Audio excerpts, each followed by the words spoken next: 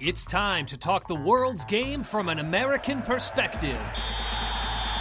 Presented by Three Lions Pub, you're listening to Two Up Front, where we focus on all things American soccer, from the NWSL, MLS, U.S. national teams, and all the way to the youth levels. Now in the studio, your hosts, Baxter Colburn and Simon Provan. Happy Tuesday, everybody, and welcome to the next edition of Two Up Front, presented by Three Lions Pub, here from the chilly Attention Era Media Studios. I'm Baxter Colburn. And this is Simon Provan. Simon Provan, how are we doing today on this kind of gloomy Tuesday? Yeah, I'm doing all right. Got a sick daughter at home. Ooh, so never fun. Yeah, but hanging in there. That's good, that's good. You go back to school soon, too, don't you? Next week? Really officially Thursday is when we got all our meetings. Oh, goodness. They're like, hey, guys, in case you forgot how to teach and stuff, you get to do it again now. Yep, exactly. That's kind of crazy. Yep. Oh my gosh. Well, either way, though, we're excited to obviously have you live and in studio. We know you've been back and forth a little bit, obviously, over the winter months, but we're excited to have you back. And some great stuff coming up for you today as well on the show. We'll be joined in our second segment by Peter Wilt. I don't know if he has an official title at the exact moment. He was helping found Chicago NASL. Now there's rumors he's in San Diego. Not rumors. It's confirmed. It is confirmed now officially? Yeah. Okay, Yeah, so he's out there. I don't know officially what to call him yet, but we'll call him Mr. Soccer. It's just easier. We'll say Mr. Soccer with Peter Wilt, and then our third segment, midfielder and attacker of the Houston Dash, Melissa Henderson, will be here joining us as well. All guests do appear on the shopfutsal.com call-in line. And if you want to listen to the show like you are currently doing at the moment, you can catch us live 12 to 1 p.m. Central Time live on Spreaker.com. And you can also find the show by going to our website, 2upfrontsoccer.com as well. You can also find us on Facebook. Just type in 2 Upfront in the search bar. And, of course, we're also on Twitter at 2UpFrontSoccer. Use the number 2. Don't spell that 2 out. He's at Baxter Colburn. I'm at Simon Provan. All right, Simon Provan. Getting our kick around started off, which is presented by Too Much Metal for one hand. You can go to their website, toomuchmetal.com, to find all the cool, rad T-shirts and everything else that they do over there. Rumor has it, it's not even a rumor anymore, it's officially confirmed that Heather O'Reilly is going to be leaving the NWSL only briefly, but she's going to Arsenal Ladies. She's following Kim Little over there, except Heather O'Reilly's actually going to come back. She is, but not to the middle of the season. So when I woke up this morning and saw this news, the song Exodus by Bob Marley was playing in my goodness. head. It doesn't surprise me, the U.S. women talking about wanting a deal in place. I think you told me you saw that before by March 1st. Yes, by March 1st. So you got all these, women leaving. Of course, Heather O'Reilly retired from international game, but nevertheless, you want a deal done by March 1st. I do believe in my gut, Baxter, that this is ultimately sending a signal to U.S. soccer more than anything of pay us like we want to be paid, or we're out of here. Yeah, exactly. Because they also pay their contracts when it comes to the NWSL. Which is even more interesting as well, too. I mean, you look at the quote that O'Reilly said about this move. She says, "I want to help soccer in the U.S. I'm doing this to be a better ambassador." So some might say, well, if you were you want to help U.S. soccer, wouldn't you stay? Except she's going across. But you never know. By her going over and talking to those other players over there saying, hey, we've got it pretty good in the U.S., come play in the NWSL.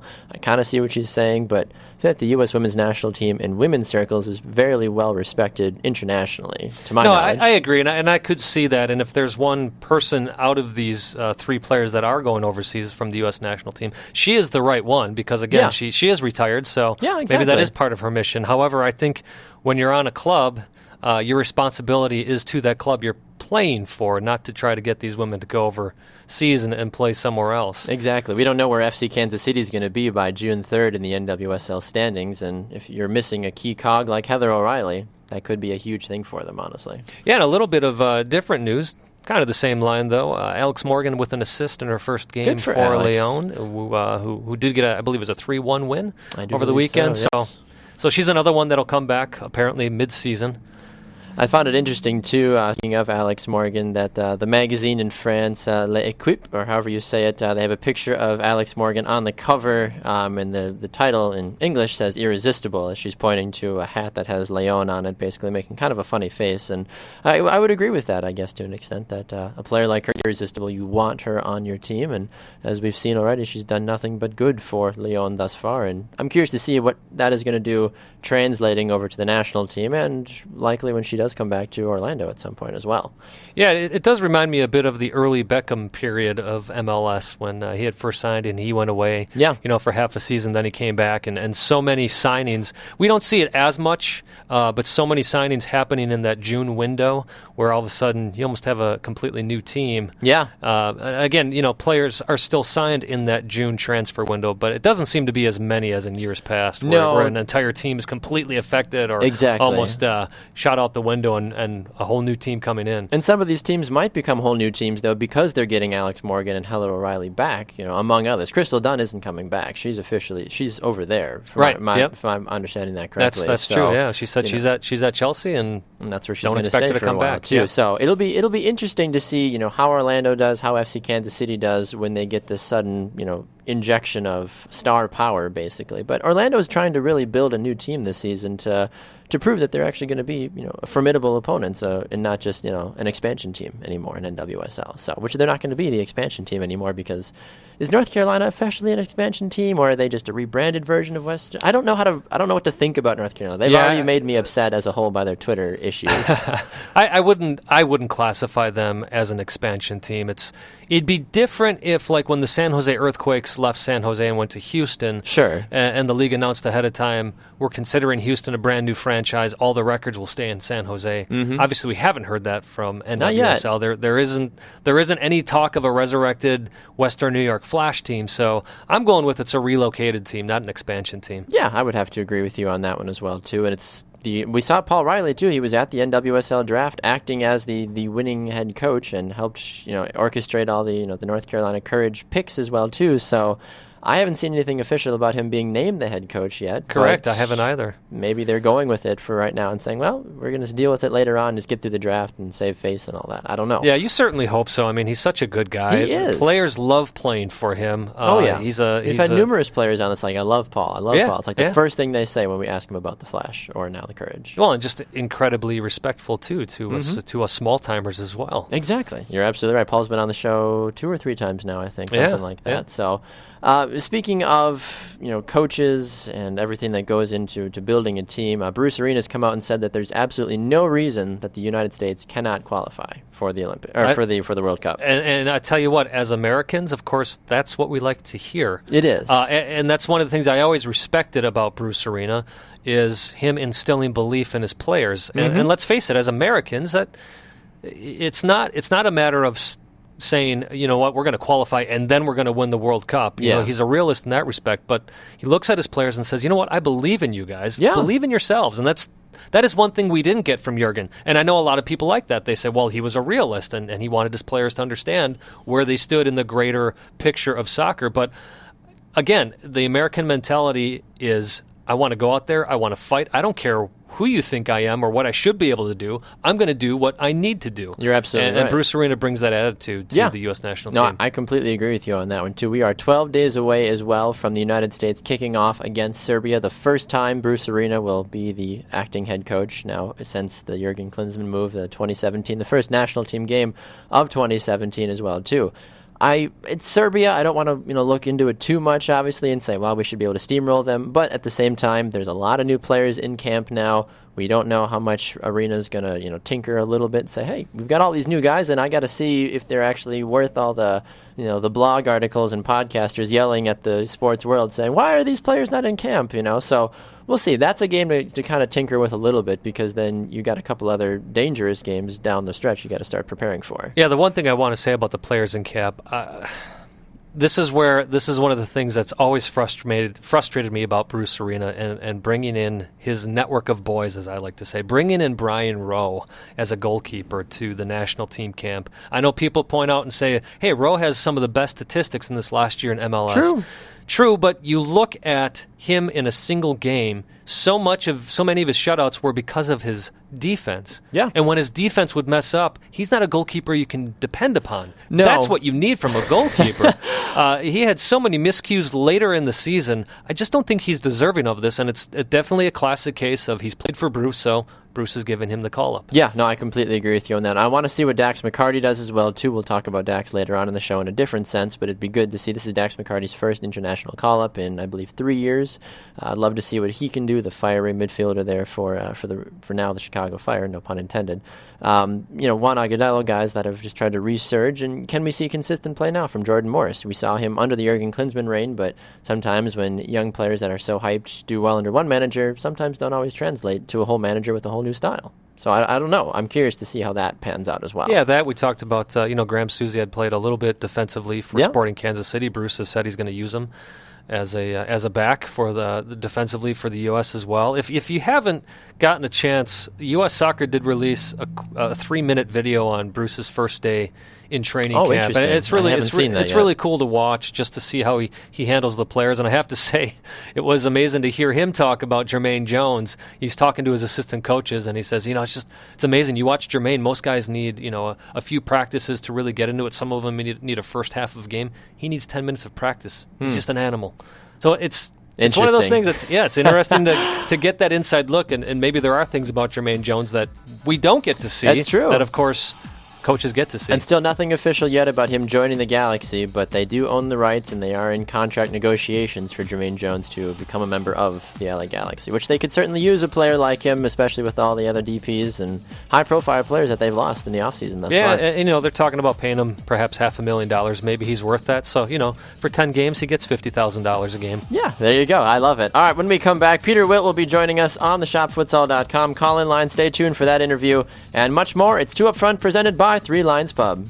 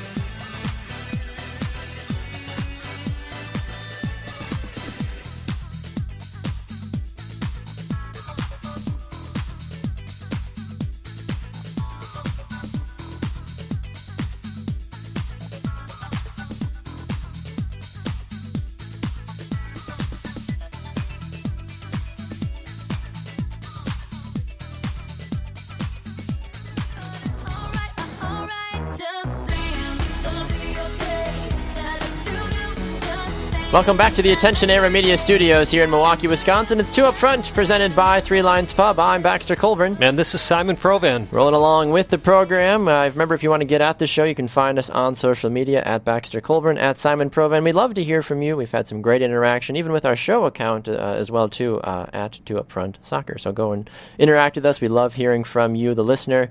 And be on the lookout, too, for some exciting announcements here in the coming weeks as well. All right, Simon, our very first guest on the program today, I'm going to let you introduce him because, you and I obviously know him well. He's a good friend of the show, but I'm curious to hear how you describe him because there's so many titles for him. Well, absolutely. So this man has been involved in almost every single aspect of American soccer, I would say, since the 70s. Helped start up a club that I played with in my youth. Helped start up the Milwaukee Wave here in town. Spent a couple of years ago, spent some more time with them, of course. Man that got the Chicago Fire started, got the stadium there down in Bridgeview. We call him Mr. Soccer. He is Peter Wilt. Peter, welcome back to Two Up Front. Thank you very much. It's great to be on the show. Absolutely, Peter. It's great to hear from you again. You've been a busy man, Peter. You've been traveling all over the country. I saw that you were out in California recently as well, too, for the conference that was out there as well, too. But you've been all over the place. Can you give us a little bit of an update of what you've been doing? Because I know from what I've heard, your plans for the recent years have changed a little bit. The last 10 days or so, the National Soccer Coaches Convention in LA. And I'm also working with a group called Club 9 Sports to launch, to assist some groups to start professional soccer teams. California, I'm working mainly with a group only for the team, the North Soccer League. All working with the group. I think we lost Peter there. His connection was a little spotty. We'll have to try him back here again in just a moment. So, Peter, hold on tight there for us if you are still on the line. We're going to try your connection again for some reason. But he's a busy man. He's traveling all over the place. We don't even know where he is right now. So I caught that he was out in L.A. for the coaches convention. Yes, I heard that. He's part of another group that is all about going around the country and getting professional teams started up. He was part of Club 9, I believe, is what I heard from him. Yes, so helping you start. Get him back here. Yeah. Let's see here. Peter, are you there, sir? I am, but I'm going to go outside where it's going to be a better connection. Perfect. You already sound better, so yeah, I think going outside might be a little bit better. So we cut you off just as you were starting to explain you were part of this organization, Club 9, starting professional soccer teams. So kind of pick up your conversation from there then, if you don't mind. Sure. Working with the group Club 9, we're launching a number of professional soccer teams in throughout America. In Chicago, San Diego, Orange County. The business is exploding, and it's a very exciting time. It sounds like a very exciting time, to say the least. So, Peter, I want to jump right into it and ask you perhaps a little bit of a sensitive question, but Don Garber recently comes out and he says, with the Chargers leaving San Diego, this is a market that we want to jump into. However, you had recently, or it came out recently, that you've been working with an ownership group in San Diego for the NASL. I have to ask you, do you feel that this may be a move by MLS purposefully to shut down a possible another market for the NASL? No, I think MLS recognizes that San Diego is a great market, independent of not only NASL, but USL is also looking at starting up in San Diego. And I think all three recognize there's an opportunity. So I don't think, I don't think the market is a one-team market. It's broad enough geographically and population-wise that if marketed correctly, it could support teams in multiple leagues. And I think that was kind of the argument you were making about Chicago as well, too, even though that the Fire were there, too. You were saying, hey, we can put an NASL team here as well and thrive. So, and I think San Diego is kind of that untapped market. You've heard, as Simon was saying, about the Chargers leaving town shortly as well, among many others. San Diego kind of craving that soccer culture, or just the professional sports as well, too. But what have been your thoughts about everything we've heard? We thought, a couple of weeks ago that the NASL was going to be dead, and all of a sudden people are saying, no, it's still definitely alive, and now it's going to be a provisional 2-division status as well. It's kind of feel like it's been a little bit of a roller coaster, especially for you, since you are being more on the NASL side of things. But what can you kind of tell us based off of these last couple of weeks? Because I know we've tried to talk to you a couple of times. You're like, just give me a little bit more time, try to sort all this stuff out. But can you take us through basically your last couple of weeks and the emotional roller coaster? Yeah, well, from the outside, people thought it was dead, but I think those working on the inside saw a sliver of light, and certain things had to come together. Certainly getting the Cosmos sack was huge, and then the Club 9 group in particular worked hard to rescue Jacksonville and find new ownership there, which hopefully will be the details will be released soon on that, and that gave it a lifeline, a chance to fight another day. So I wouldn't say that NASL is out of the woods. It has a lifeline, and it earned it, and U.S. Soccer properly granted it provisional status, and now it's incumbent upon the NASL to meet those minimum standards and soccer has laid out. And that means 12 teams in 3 time zones by next year. And Club 9 Sports represents 4 clients right now that want to get into the NASL, and we'd like to ideally get that done before the start of the season, but certainly in time to have the provisional status lifted at the end of the season. And we're confident that it's going in that direction. And it's going to take not only more teams, but a better vision, new leadership, a focused vision, and implementation towards that. So I think the NASL is on the right road, but still a ways to go. Peter, that does beg the question. The NASL this time around, after coming out of these meetings, had a more humble tone than what has seemed like in the past, trying to be that direct competition to Major League Soccer. Is there a sense, as you talked about new leadership in there, that it's more of a sense right now of getting things, I don't know if stable is the right word, but stable in being a Division II league, and not so much trying to be that direct competitor anymore?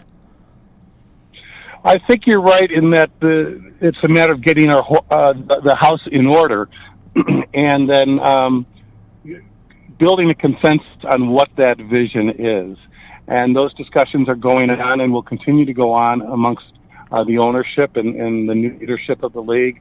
And I'm confident that this new vision will be both more practical than maybe it was in the past, and more unified, and more attractive to all stakeholders.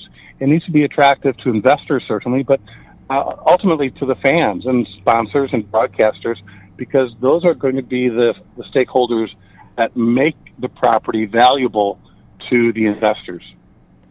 Talking with Peter Wilt on the shopfutsal.com call-in line here on to Up Front. Peter, moving aside from everything else, I'm curious to get your thoughts about what the Chicago Fire are doing right now, acquiring a U.S. international in Dax McCarty, a longtime New York Red Bulls player. As you obviously still have a little bit of a tie to Chicago, of course, but you see the organization that struggled mightily last season, now making a lot of incredible moves in the off season. As I'm sure as a closet Chicago Fire fan, does it make you happy to see that this organization has the right people in place to right the ship from last season to this season?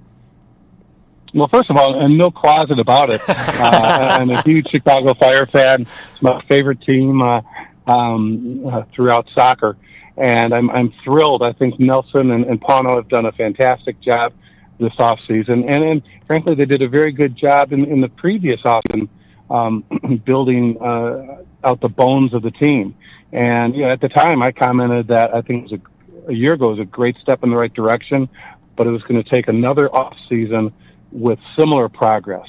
And with the acquisition of Nikolic, the forward, the goalkeeper, Bavo, and Juninho in the midfield, before they even got McCarty, was really exciting for me.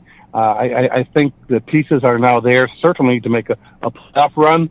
And, without getting too excited, I think it's one step at a time. So I think it's fair to say that the Fire now has the pieces in place to make that playoff run. And from talking to Nelson and AK, it sounds like there may be more moves in the offing. So very exciting time for Fire fans.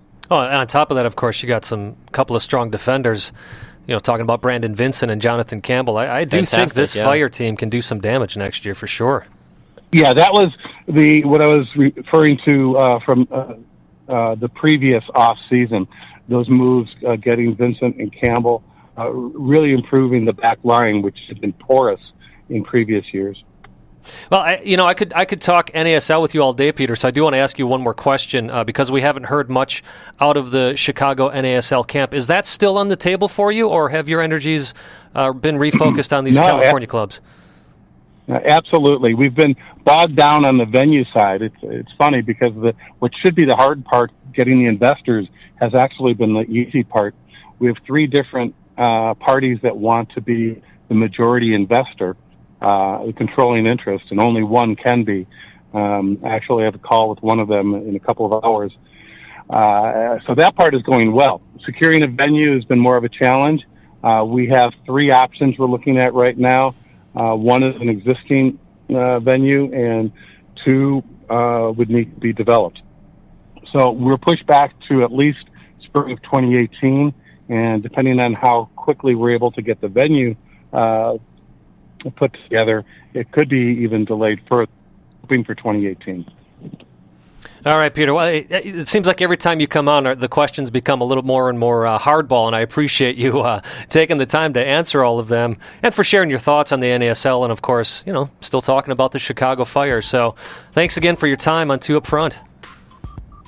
No problem. Thanks for having me on, guys. Take care. Thanks, Peter. We'll talk to you soon. There goes Peter Wilt on the shopfutsal.com call-in line. When we come back, we'll head down to Texas, and we'll try to be nice about it, but we'll rub it in a little bit on Melissa Henderson of the Houston Dash about the Packers beating the Cowboys, since she was so vocal about it on social media. But we'll actually talk about soccer, too. Don't worry.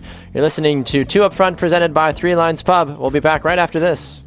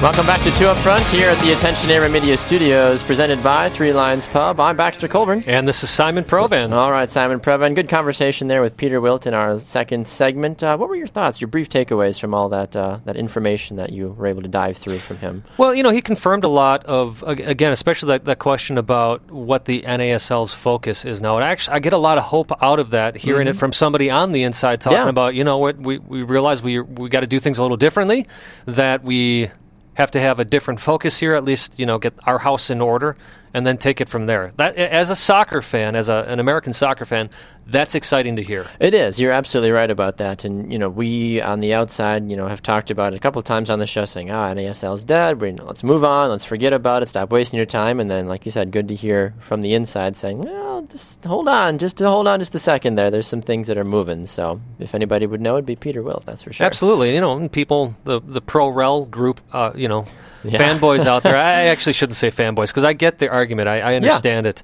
And I certainly would like to see that introduced in our country at some point. But you need a healthy Division II, a healthy Division III, a healthy Division IV on top of the healthy Division I in order to have that pro-rel happen. Exactly. All right, time to move on with the program. Joining us now on the shopfutsal.com call-in line, making her return back to the program, is Houston Dash forward Melissa Henderson. Melissa, welcome back to the show. How are we doing today? We're doing great. Thank you so much for having me again. I'm looking forward to it. Absolutely, Melissa. I feel like we need to get this out of the way immediately. First and foremost, I'm sorry about your Cowboys losing on Sunday. I'm not. We're two very happy Packer fans up here, so just had to get that out of the way. So there was no. You had to go there. Well, You know what? I don't think I can do this. Something came up. I got to run, guys. I'm sorry. I'm losing you. Melissa, I do have to say one thing about your tweets. I think you actually may deep down inside not realize you're a Packers fan, though. I think and that here's, might be, here's why I say this. One of your tweets that you sent out is a picture of you spiking a football, but you're wearing green shoes, and the word touchdown is in green. Oh. Hey. I chose that emoji outfit months ago. Oh, I had okay. no realization that the correlation was going to be between the Packers and my outfit, so I plead the fifth. It's okay to be a Packer fan. Some of the nicest people in the world are Packer fans, Melissa. We understand. You know what? Some of them are. Lauren Sesselman, one of my good friends, she is, but I'm not a cheesehead. It's just not in my DNA. Fair enough. That's okay. Fair enough. Well, let's move away from football and go to soccer here for a moment and check in with you. But how's your off-season been going so far? I know from at least your social media posts, you've been traveling a lot and just spending time with family, which I'm sure is wonderful. But how's the off-season training going? I know that preseason's just around the corner as well. Exciting. I mean, for so long, you're kind of in this phase, and I went overseas. You spoke about last segment to Cyprus and just coming back and just kind of getting into the own training mode again. And but now that it's finally, the draft happened, and we're really trying to get into kind of seeing the light at the end of the tunnel for the next season. It's really exciting, especially be training harder, being able to put that vision together, especially with the new aspects coming to the team. It's just really exciting.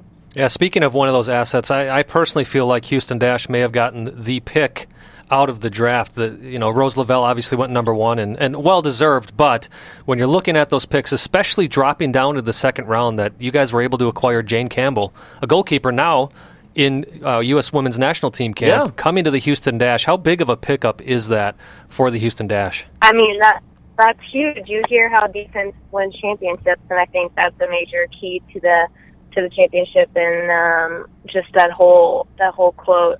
So, I mean, it's huge. She's a young talent, and I'm super excited to get to know her and get to kind of just have that relationship and be a good teammate, and really just see her bloom into the talent that I think, God's blessed her with. So I'm super excited for that, and it's a great pick. I'm going to be curious, too, to see how the battle between Campbell and Lydia Williams goes as well, too, because we know Lydia Williams was just named the Women's Football Player of the Year down in Australia. So I'm curious to see when you've got an elite goalkeeper like Lydia Williams now competing with a rising U.S. national team star. The camp is going to be exciting, I feel like, at least from the goalkeeper's perspective. So as you look ahead to this upcoming season, Melissa, you've seen a lot of the players, a couple of players moving around, but one thing that we've heard a lot about, though, and I'm curious to get your opinions about it, is players leaving the United States to go spend at least the first half of the NWSL season playing in England or in Germany. You're talking about Alex Morgan, Heather O'Reilly, and many others. And as someone that's played overseas, do you think that that's a smart idea to go for those 5 or 6 months and miss the first part of the season and then to return mid-season for your NWSL club?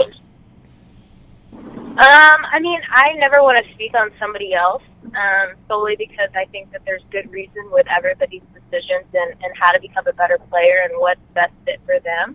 So if they see that as an opportunity to become a better player and to sharpen their skills and get their focus where they want it to be in order to be successful, then I am all for it. I think that they know themselves better than anybody else, so I can't speak on that behalf.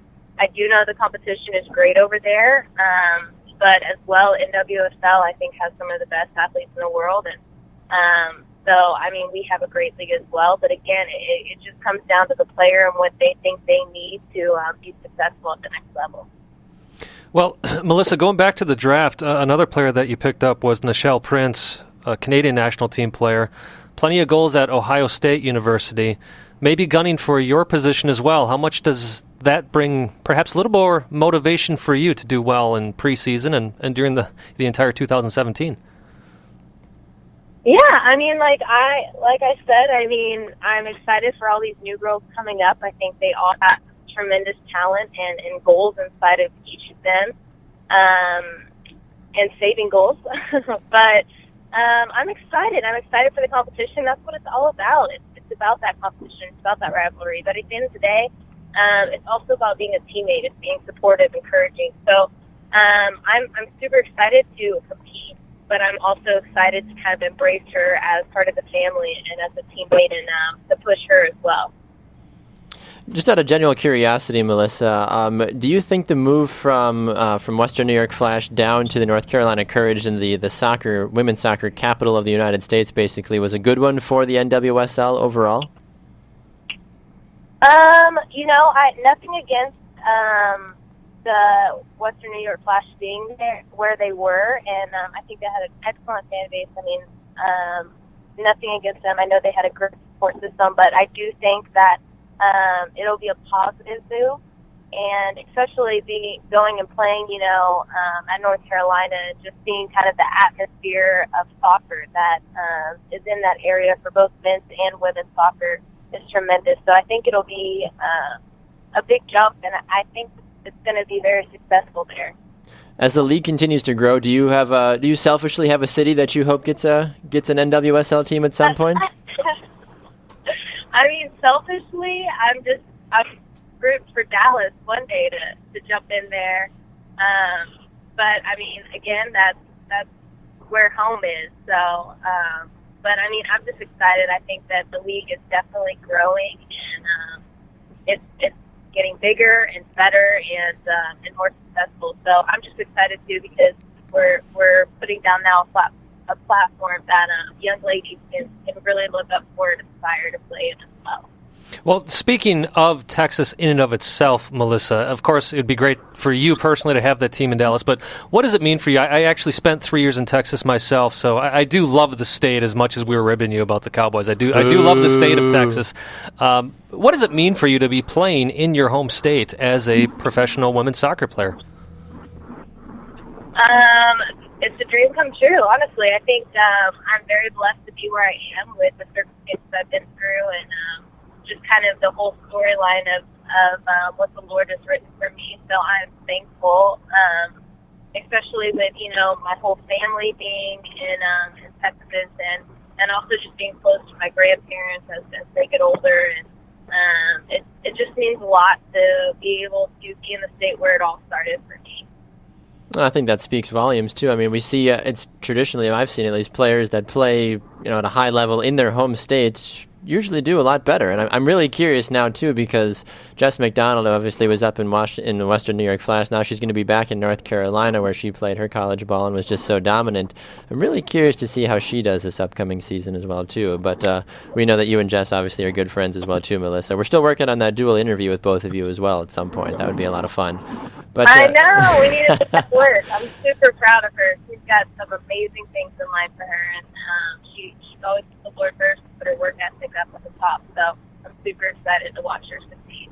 Absolutely, Melissa. Well, we are so excited that we got to chat with you at least for a little while, but we're going to have to definitely wrap this up and chat with you again as the NWSL season and preseason are in full swing. So let's catch up again in a couple of weeks, all right? Awesome. Thank you so much for having me again, and I look forward to it. Y'all have a great afternoon. Thanks, Melissa. You as well. There goes Melissa Henderson on the shopfutsal.com call-in line. When we return, we will talk a little bit more MLS, U.S. men's national team, whatever really comes out from Simon and I, but we definitely got to talk about the big moves by the Chicago Fire. Dax McCarty, Jorginho. Chicago Fire, are they going to make the playoffs next year? I don't know. That's a weird thing to say. We'll talk about that right after this. It's 2 Up Front presented by Three Lions Pub.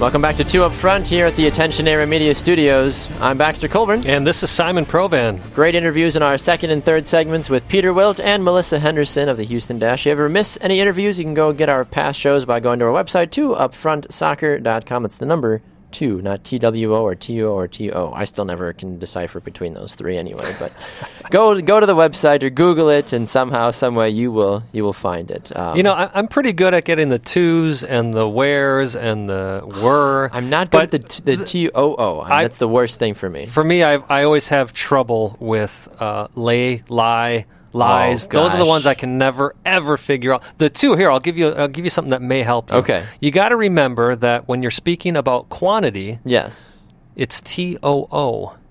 Because there's more O's. There's more O's in that one than there are when you're going to a place, which is TO. I'm going to the mall. Yeah. I've had too much to eat. It's TO. Yeah. Look at that. Wow. You are a professor. I love it. So smart. All right, Simon, let's talk about the MLS because there's been some interesting things. First and foremost, the MLS has now announced that any deals or trades that take place that have allocation money, you'll actually know how much players are being paid. Yeah, and actually, I tweeted out about this. It's interesting because I tweeted out about it when they had their draft article about a specific player that got drafted, and I saw in there that they had put the dollar amounts for the trades. And I had commented on that article, hey, anybody else notice this? And a bunch of people said, oh, well, cool. No, I didn't really pick up on it.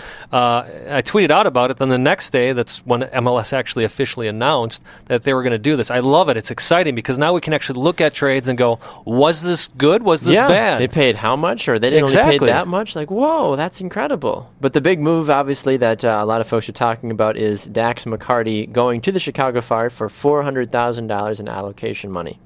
Dax McCarty, not a young player anymore, but also not super old at the same time. He's kind of right in that middle, I would say. Yeah, the tough thing is he's become a fan favorite out there. He's been there for 5.5 years. Honestly. But look, the Fire were smart with this move, Baxter, because they essentially spent $150,000 on this. And here's why. During the draft, they had traded into a position in which actually got them $250,000 of general allocation money. Nice. So then they turn around and get McCarty from the Red Bulls for $400,000, which, by the way, is spread out over 2 years. So really, this cost them $150,000 for a very proven defensive midfielder. I would agree with you on that one. Yeah, to get $200,000 for the next 2, for 1 year and then a second year, and then the Fire hold the options for the following 2 seasons after that. So it's kind of a 4-year deal with the hinge of do well the first 2 seasons, we'll figure it out from there. But still, I mean, in this day and age for a professional soccer player, I know it's not NFL or MLB or any whatever high-level salaries, but still to be making $200,000 a year playing soccer, I think is a win to an extent for an American-born, American-based player. It's the allocation money that's being spread out over the 2 years. Yes. But on the New York side of things, I encourage everybody to go to Matt Doyle's column on MLSsoccer.com. I don't want to take credit for what I'm about to say, but these were along my thoughts, so I want to share it with you, Matt. And I bring him up because he has been on the show, and he does a great job when he is on the show, of course. But he talks about how Sean Davis stepped in for McCarty when he was injured. Yeah. And then what they did basically is he played a little bit more attacking, and Felipe played more of that defensive mid.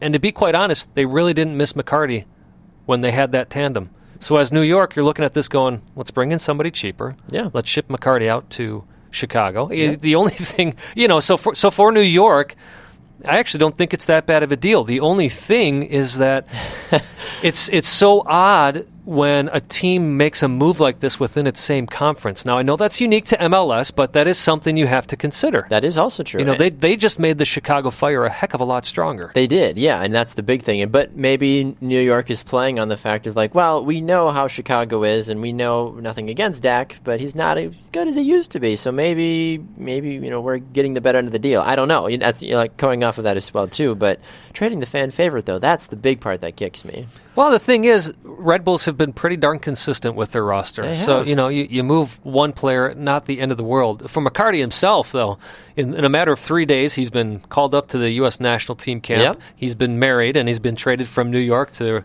4 things, plus the honeymoon he's Happy 2017, Dax. Right. Holy crap. My goodness. But yeah, Travis Clark tweeted out in that Matt Doyle references in this article, Sean Davis, Tyler Adams, and a potential Arun Bozjevic can also do the job and then some, according to the open position. Yeah, and Bozjevic is not signed yet. He's still unsigned, but they do expect that it may cost them a little bit of money, and maybe this is why they did make that move. Yeah, yep, exactly. So at this point, then, it begs the question, is Chicago a playoff team now with this acquisition of the new forward, the new goalkeeper, and now some new midfielders as well? Right. Well, Peter had said it in his interview with him earlier in the show that we talked about the strong defensive units they have, especially with Brandon Vincent and Jonathan Campbell. Now you got Juninho in the middle.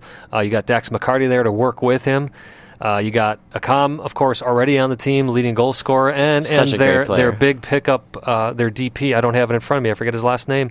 But you're looking at I think a very strong Chicago Fire team. Yeah, I would agree with you on that one. It's all going to depend on chemistry for the Fire. It is. No, that's 100%. I mean, you look at some of the things they've done this offseason. They signed the Uruguayan goalkeeper Jorge Bava.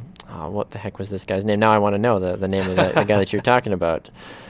And now I can't find it, of course, as I'm trying to search. And I know listeners out there are I know, going, it's this name. Nemanja Nikolic. That's who it is, yes. I haven't heard anything more about Bastian Schweinsteiger at all, though, unfortunately. That was supposed to be the big Chicago Fire move this offseason, and things have kind of calmed down a little bit about that. Yeah, haven't heard much. And it's when you don't hear much about them that they surprise you. Yeah, you know? and suddenly they're like, all of a sudden you find out he's actually the first signing for LAFC. Yeah, exactly. You know what I mean? It's like, oh, okay. Speaking of LA, Alan Gordon leaving the Galaxy, now a member of the Colorado Rapids. Good little move there. The super sub, you need a header in the 89th minute, call Alan Gordon off the bench to come spoil El Clasico there for you, basically. Yeah, and another... We can talk about that, but I want to make sure we also talk about De La Garza being traded away from Los Angeles Galaxy, which was another big move. Could not believe that. Yeah, he Houston. That's where he went. He went down to Houston. Right. Talk about another fan favorite as well too. But we know that LA is kind of in this process right now where they're like, look, we gotta just kind of clean house. Like Bruce Arena's gone. We're just basically starting over to an extent. But De La Garza was traded in exchange for $125,000 in general allocation and $50,000 in allocation money. So about $200,000 overall, basically, for AJ De La Garza. Well, I think it's a great move for Houston. Wilmar Cabarra is doing wonderful work down there. Again, bringing in a lot of players from all over Central America. Of course, Cubo Torres coming back off of a not very successful loan spell, but he was injured most of the time as well. So interested to see how Houston does in the West and Chicago does in the East. Yeah, you're absolutely right about that one. And finally, today is the last day of the MLS Super Draft. Rounds 3 and 4 are taking place later on this afternoon, I do believe. My Revolution drafted, I believe, 2 or 3 different players. I had the list, and now it's gone in front of me. But a couple of good players. Just realistically, they need to go and find themselves some better defensive players. But... And you know, see. Building a stadium would be a good thing. There's an idea too, but apparently, according to the Crafts, that just isn't a priority right now. So, which makes me even more sad. It's always interesting to me. I talked about this on one of the shows that I did solo, Baxter. That the New England Revolution.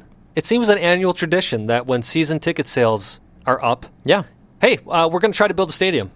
And then they sell some more season tickets. Like, oh yeah, actually no, we're not going to do that just yet. Yeah, I was trying to explain the Revolution and how they operate as a club, which is a hard thing to do, to a very non-soccer person the other day, because they were asking me, they're like, well, you know, the Revolution, they're like, and they asked the question like, aren't all MLS teams supposed to play in soccer-specific stadiums? Like, why do the Sounders play in Century League Field? Why do the Revolution and other teams play in NFL stadiums, basically? And I was like, well, I'm like, first and foremost, the Revolution have awful owners because the Crafts only care about Tom Brady and making billions and billions of dollars, which I don't blame them for financially, but why own a team if you're not going to do a single thing about it, or at least try to get a little bit more money through the door to help the managers and everybody else try to pay more players or get more players? I don't understand that, but I don't know. There's enough space in Foxborough and Boston to build a frickin' stadium, for God's Well, sakes. I'll tell you what, they're paying for it now. National televised schedule has been released, and Revolution is not on there much. No, they're not. Of course, the Timbers in Seattle lead the way. Timbers actually have the most games on national television with 13. I think Seattle's 12. New England, I think they got 4. Well, I don't really blame them. And it's probably going to be against, like San Jose or DC United or teams that really don't care about. Right. I'm curious to get your thoughts, though. Did you see who Portland drafted 4th overall there? Jeremy Iboisi. I don't know. I think that's how you pronounce it. The forward out of Duke. Some people are saying it's like one of the biggest moves of the draft because he fell, quote-unquote, fell all the way to the 4th spot. And Portland was like, thank you, got him. I don't know if you've had time to look at it or not. I wasn't sure. That's why I'm kind of asking you. I haven't had much, but... From what I've heard, he's a great player. Yeah, I mean, I do know, when you said the name, I do know that he was projected to actually go number 1 in a lot of mock drafts. He's a forward, is he not? He is. He's a 6', 175 forward, hailing from Paris, France, and played at Duke. Right, so just off the surface, Baxter, just thinking off the top of my head, I really do think that the Timbers are either looking to pair him up with Adi, or they may be trying to ship Adi out. Look, they got rid of Milano. Yeah. Wasn't very successful. So I got to believe that the Timbers ultimately are hoping that this is the player that lines up there with Adi and is able to take some of the pressure off of Adi and take some on himself. Yeah, you're absolutely right. 7 goals, 4 assists in 2015, 2 goals, 3 assists in 2014, both while he was at Duke. He was named to the U.S. U20 squad that competed at the 2016 Dallas Cup as well. So even though he's from Paris, he must have either dual citizenship or just at least American citizenship. He's of African descent. He was born in France.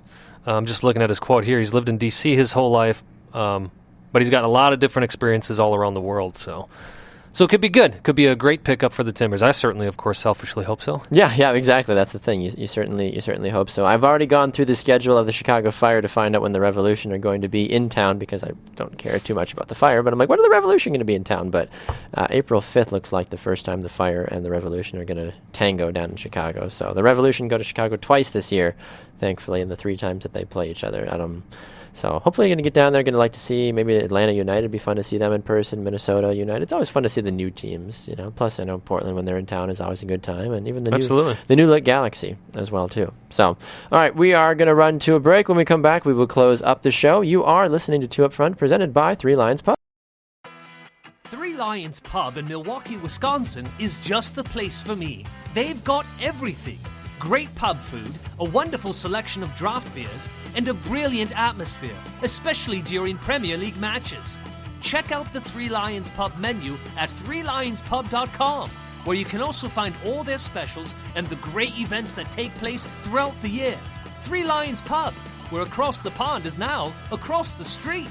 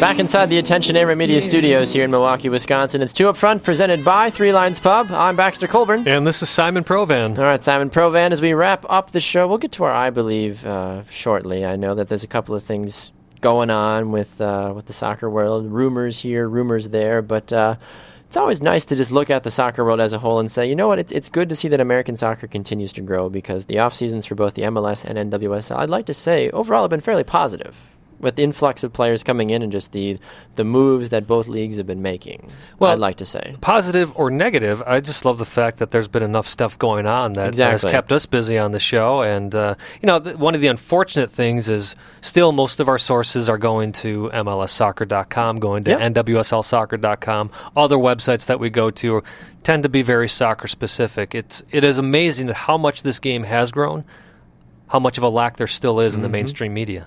And perhaps that's a reality check for us. You're absolutely right about that. I mean, let's still tell it how it is kind of a thing because, there's still a lot going on that the mainstream media doesn't care about unless it's directly linked to somebody that, Joe Blow on the couch is going to know. Landon Donovan's not playing the game anymore, so, they're not going to run a whole lot of stories about Landon Donovan or the Galaxy anymore, or even Jermaine Jones or Michael Bradley. You don't hear about it very often on ESPN or Fox Sports, basically. Right. I will say at least, when I was growing up, the only news that was ever covered about soccer in this country, not soccer in this country, but soccer in general, covered in the news was when there was a riot. That was it. Yeah. At least now we live in a day and age where even if it's a brief, it's, hey, Ronaldo scored 3 goals today, It's all Lionel Messi. So at least it's, as minimal as it is, at least it's focused on the game now. Yeah, you're absolutely right. But I do agree with you on that one, though. Anytime you see anything, usually on ESPN, for highlights, it always has to do with La Liga or the Premier League, basically, or Borussia Dortmund or Bayern Munich.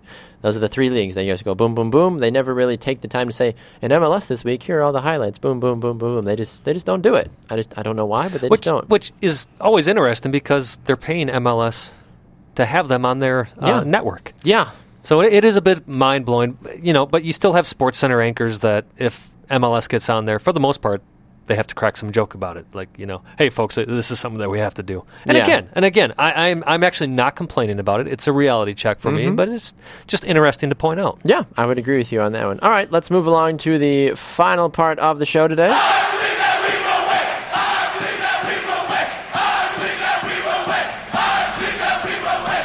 It is our I Believe segment where Simon and I both offer things we believe will take place in the soccer world. Simon, would you like to go first, sir?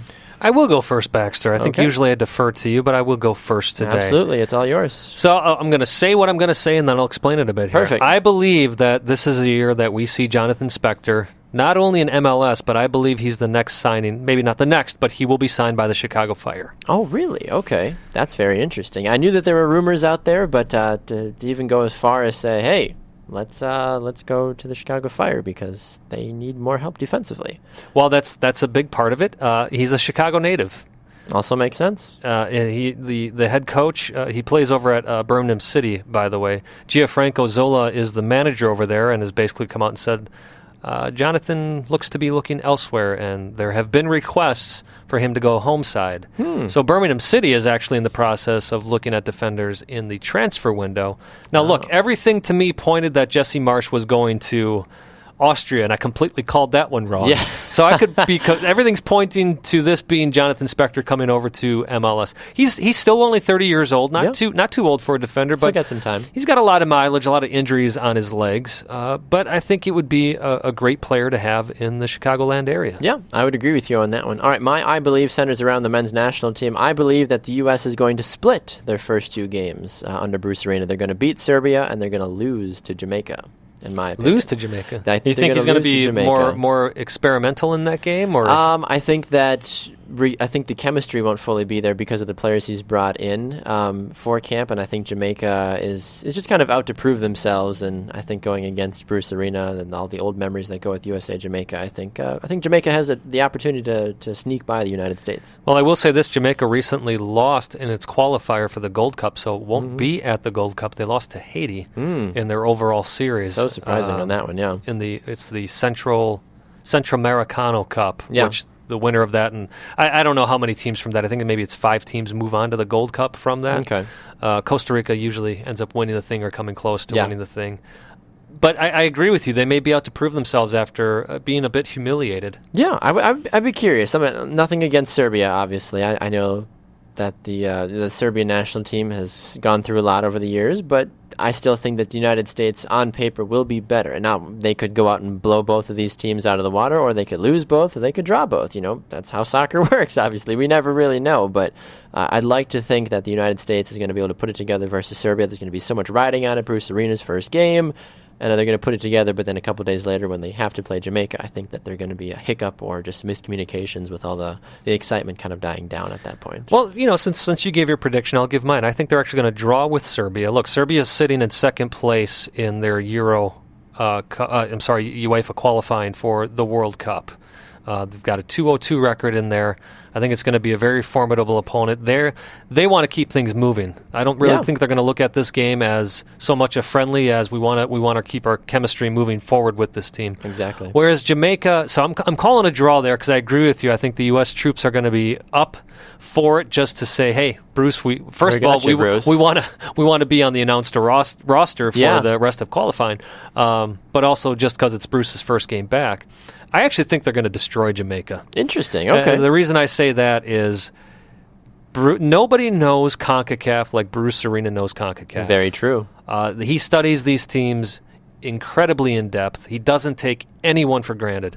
And I think we're gonna see Jamaica be a very wounded animal that the U.S. team is going to go after big time. And absolutely, and I don't want to obviously cross any wires on this too for people that realize that obviously if the U.S. goes out and win the game, I'm not going to be mad about that. Sure, of course. They're like, not, oh my gosh, like why'd they win? Boo! No, obviously, go and kick their butt. Of course, United States. That's what I want you to go do.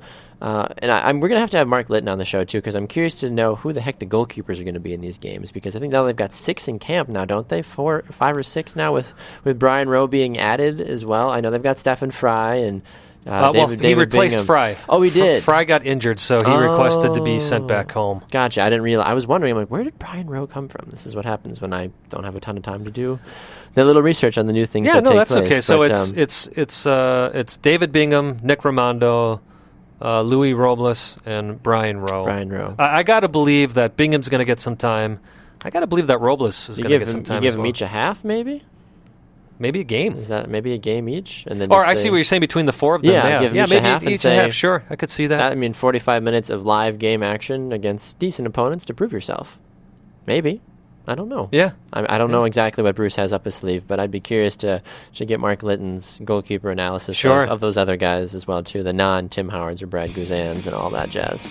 And, again, it's all MLS players because of the timing of the camp. So, of course. This isn't, to me, it's not much of an indication of who's actually going to be on this final roster. No, of course not. But it's good to get some new blood in there. It's good to bleed a little bit more of these goalkeepers. You're absolutely right.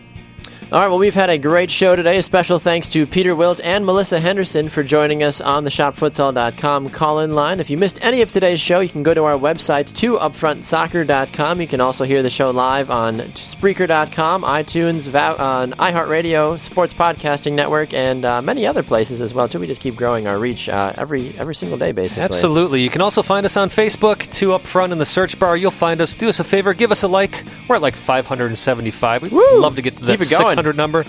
And you can find us on Twitter at 2 Upfront Soccer. He is at Baxter Colburn. I am at Simon Provan. With our manager being the one above, we are 2 Upfront.